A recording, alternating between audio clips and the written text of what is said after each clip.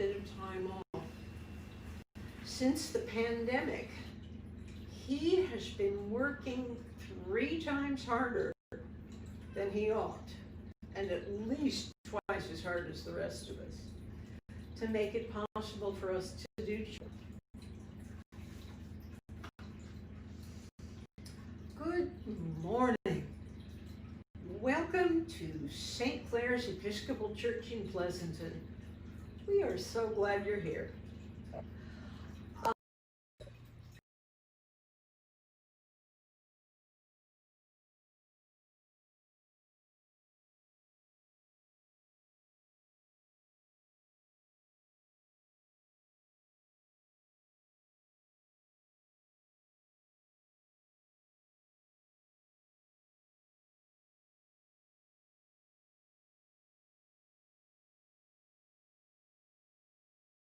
Heaven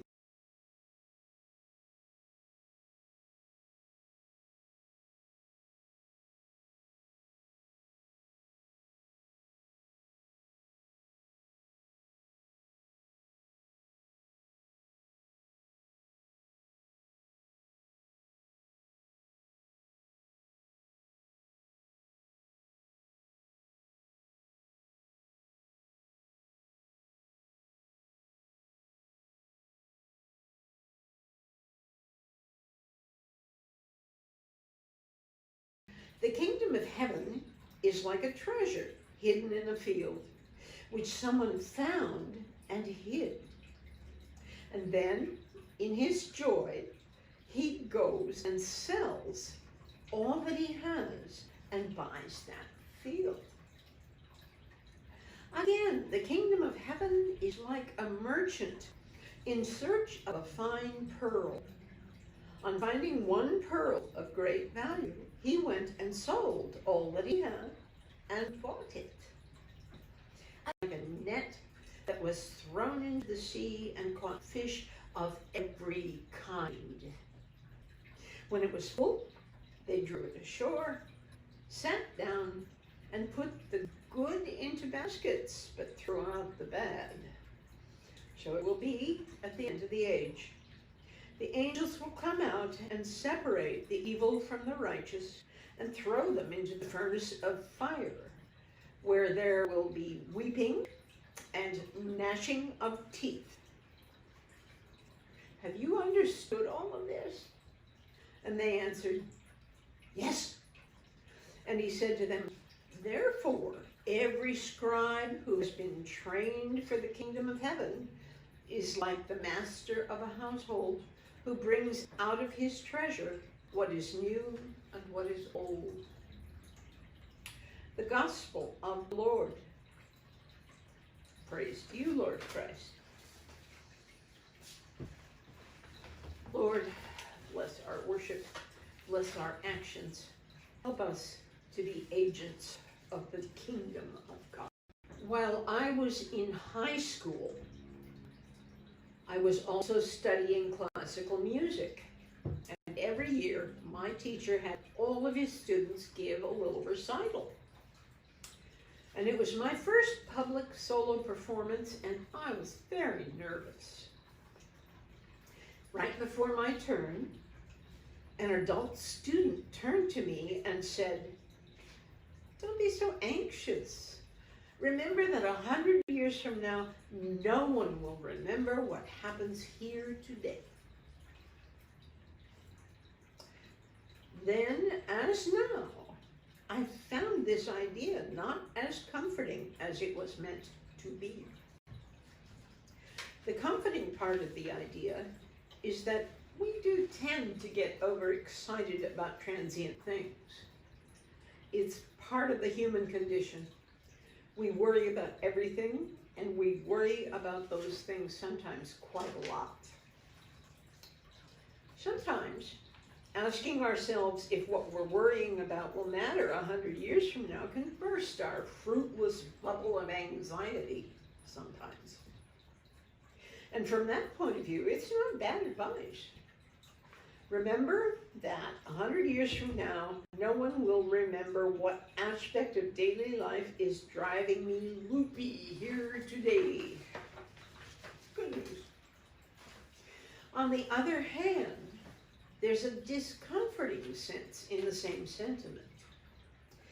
If nothing we do or say has any effect on the future, then why do it? If everything we strive for is futile, why bother? God created human beings in God's own image and for God's own delight. Is it right for us to reject the idea that whatever we do today might bear fruit in the future? I don't think that's right. I think we need to assume it might. I believe that God's good news for us this morning is this. Okay. First of all, we can relax.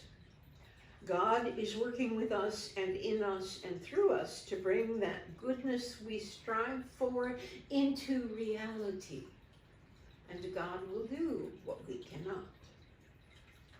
Second of all, some of the things we say and do will bear fruit in the future.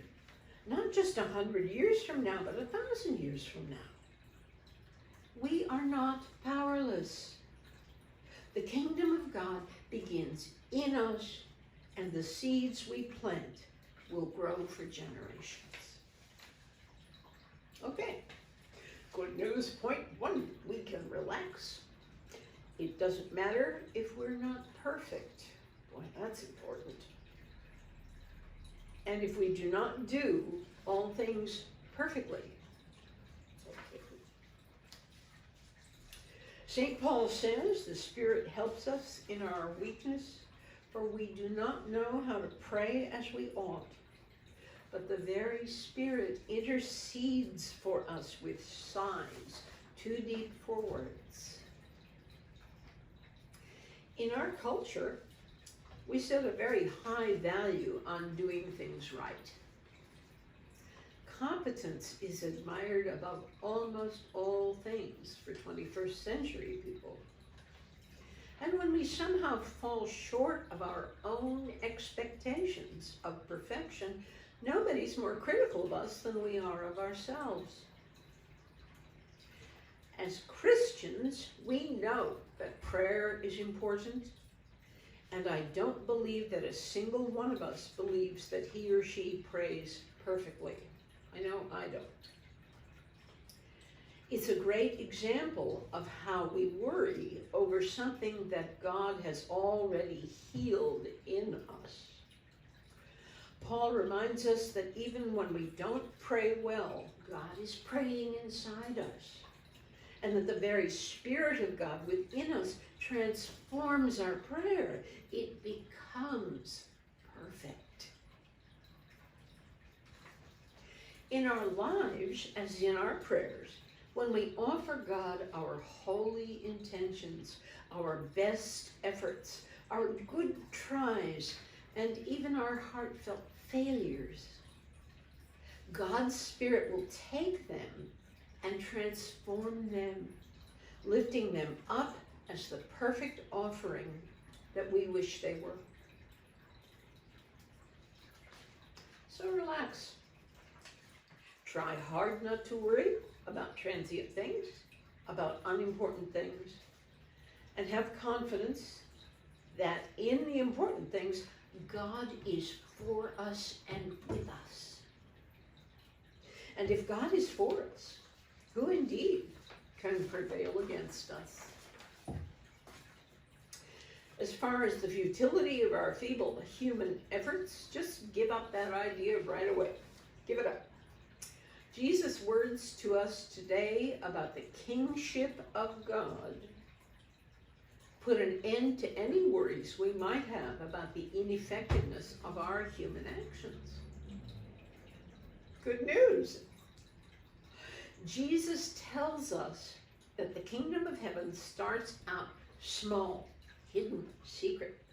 The mustard seed is small.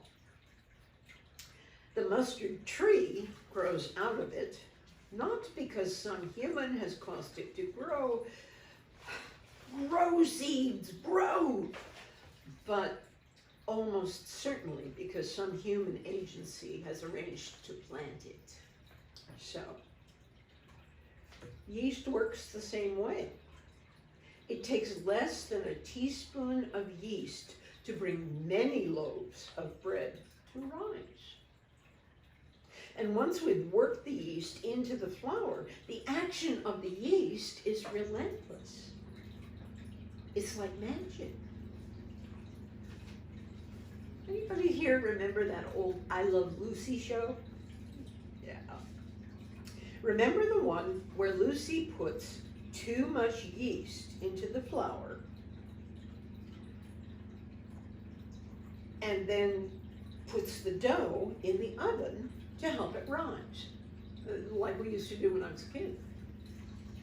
And as the dough rises, because there's too much yeast in it, it comes booming out of the oven and bursts through the kitchen door, and she's pushing and shoving and holding the door shut and putting all her strength into stopping this thing, and she just can't. It's really funny. That, my friends, is the kingdom of heaven. God needs our human hands to partner with his divine plan to plant the seeds of heaven. Once those seeds are planted, well, stand back. Because wherever heaven is planted and nourished, it will grow. Out of the oven, through the doors, into the street, and beyond. One thing that comforts me about this idea is that God's authority seems like kind of benign and maybe small. God is found not only in mighty cathedrals or huge box churches, but in the simple act of feeding people through the food pantry, or in letting people meet together in your place of worship to be healed, even if they don't come to church. Small things like recreating God's heavenly banquet right here in church every Sunday morning. That $5 you gave to that homeless person last week, well, that's just us. We're throwing seeds around like crazy. We are yeast scatterers par excellence. The power of the kingdom is always shown through the tiniest beginnings. That's how we know it's God's power and not ours. As far as the pearl or the treasure are concerned, it's very simple. Living in God's reign is the most important thing you can ever do. And what is the reign of God? Is it heaven? Is it where we go when we die? Is it pie in the sky by and by? Is it paradise at the end of time? Do we have to be good to enter in? Guess what? None of the above.